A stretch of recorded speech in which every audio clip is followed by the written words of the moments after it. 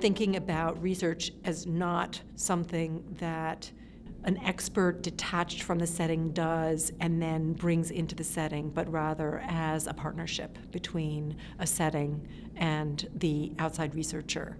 With the roles being shared, both insiders and outsiders are both researchers and change agents. The solutions for these challenges, the aspirations that you're trying to achieve, have to really come from the people who are in the settings that are trying to change, both because they won't do them if they didn't come from them, and because people outside can know general principles that are likely to be applicable, but can't know what solutions are likely to work in a particular setting.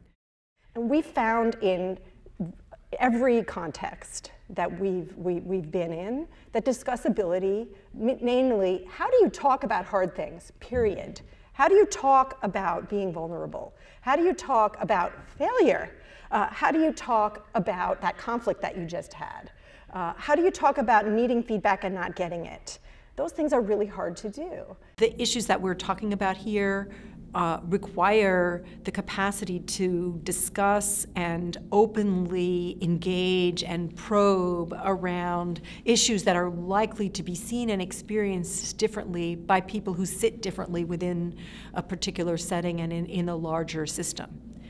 Right now, in many settings, the issues that really determine how people experience themselves in the setting and where the real barriers and challenges are, those are issues that are only addressed openly and authentically in like-minded groups, or groups where people trust each other.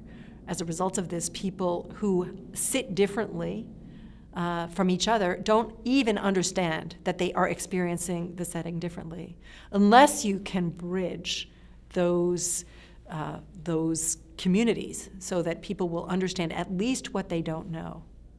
You will always be constructing solutions that are only going to partially reflect the needs, interests, and barriers of the full range of people that you're hoping to include, to equip, to enable, and to engage as change agents.